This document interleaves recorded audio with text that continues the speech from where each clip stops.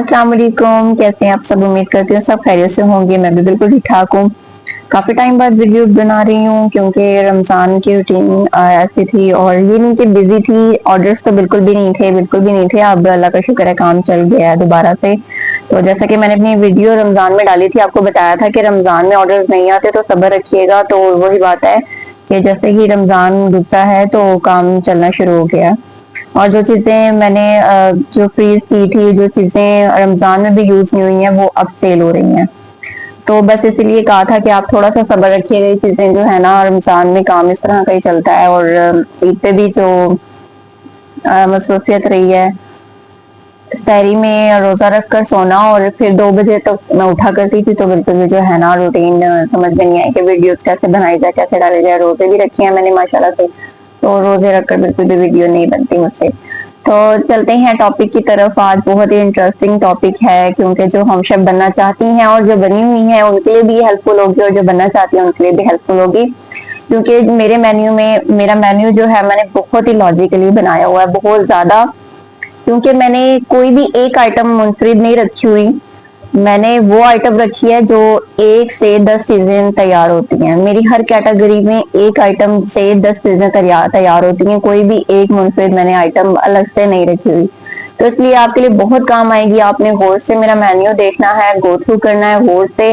और इस तरह की आप चीजें रखें। कोई एक चीज मैंने जो ऐड की है उसके पीछे 10 चीजें तैयार होती हैं। आप समझ रहे होंगे, मतलब मैंने अगर गोश्त रखा हुआ है तो उसमें आलू गोश्त है, टिंडे गोश्त है, भुना हुआ गोश्त है और करेले गोश्त है। तो बहुत सी आइटम है। अगर मैंने चाइनीज रखा है, अगर वो जो है बोनलेस चिकन से रेडी होता है, तो उसमें भी मैंने 10 आइटम रखी हुई हैं, जिसमें मोमोज भी आ जाते हैं और ओपन शॉर्मा भी आ जाता है। इसकी सारी मैरिनेशन भी सेम ही होती है। और चाइनीज सारी आइटम आ जाती है, मैक्रोनी आ जाता है, स्पैगेटी आ जाता है, सारा बोनलेस चिकन एक आपने रखा है तो उससे भी मैंने 10 चीजें तैयार की हैं। अगर मैंने एक पोटैटो रखा हुआ है, आलू रखा हुआ है बॉयल आलू से, तो उससे भी मैंने 10 चीजें मजीद ऐड की हुई हैं। तो एक चीज से जो है आपको बहुत सी चीजों का आइडिया मिल जाएगा।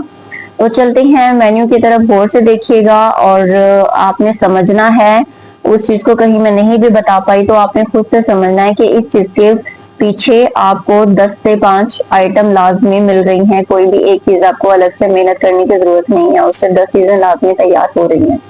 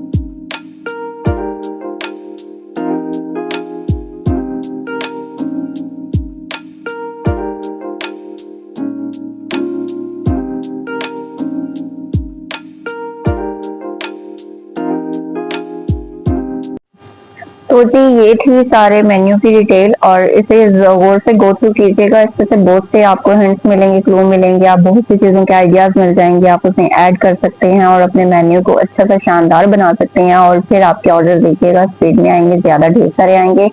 और एक बहुत इंपॉर्टेंट चीज आपको बता दूं, किसी होम शेफ ने पहले नहीं बताई होगी, साइड वंस जो होता है, साइड वंस में आप जब लास्ट आपका ऑप्शन आता है ना, आपने उसमें क्या करना है, ज्यादा से ज्यादा कोशिश करनी है साइड्स में आप ना वो चीजें ऐड करें, जैसे कि चना चाट है उसे मेन में ना रखें, किसी और कैटेगरी में ना रखें, उसे साइड में डाल दें आप, ताकि जो चना चाट है, दही भल्ले हैं, क्योंकि खाने के बाद लोगों को क्रेविंग होती है या मीठे या नमकीन या खट्टे, इन चीजों के, ठीक है। मतलब ये चीजें इसलिए डालने के लिए कह रही हूँ क्योंकि किसी भी होम शेफ ने आपको पहले नहीं बताया होगा, ये बड़ी लॉजिकली बात है। और जो है आपके ऑर्डर इंक्रीज होने का, आइटम इंक्रीज होने के भी इसमें बहुत से चांसेस हैं। जब भी हम फूड पांडा पे ऑर्डर डन करते हैं, कोई भी मेन आइटम को हम जब सिलेक्ट कर लेते हैं, तो हमारे पास साइड वाले ऑप्शन बाद में निकलते हैं कि आपने इसके साथ रायता, रोटी, सैलड, अचार, ये चीजें लेनी है, ये साइड वन में आता है। लेकिन आप क्या कीजिएगा, आप उनमें दही भल्ले भी डाल दें, आप बूंदी चाट भी डाल दें, आप उसमें क्रीम चाट, जो वट एवर आपके ऊपर की खट्टी मीठी चीजें हैं वो सारी डाल दें आप। इससे क्या होगा, कस्टमर के पास खुद ही ऑप्शन आ जाता है कि वो खुद सेलेक्ट करने पे मजबूर हो जाता है कि हमें यहाँ से भी कोई चीज लेनी चाहिए, साथ में देखकर उसका खुद ही दिल बनेगा कि हमें यहाँ पे भी जो है ना कोई चीज सेलेक्ट कर लेनी चाहिए।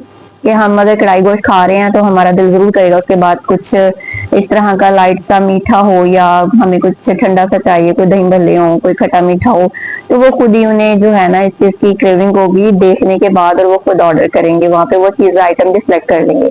तो कोशिश करें, मैंने आपको दोबारा वहां पे वीडियो में जो है ना साइड में ऊपर जाकर दोबारा आपको वहां पे फोकस करके दिखाया कि मेरे पास कितनी ज्यादा आइटम है साइड में मैंने डाली हुई है, जिसमें मैंने एक चाट भी डाली हुई है, वो भी इसमें बूंदी चाट और सादा एक बूंदी मैंने आपको बताया था, बूंदी चाट सादा आप रखें, वो बड़ी मजे की रेसिपी है और कस्टमर मेरे बहुत पसंद करते हैं। ये मैंने खुद से इजाद किया, लेकिन इसमें बड़ा अच्छा इसका फीडबैक है, कस्टमर को पसंद आई है। तो कोशिश करें कि खुद से चीजें आप जो है ना इजाद किया करें, खुद से तैयार किया करें, रेसिपीज खुद बनाया करें, खुद से उसे नाम दिया करें।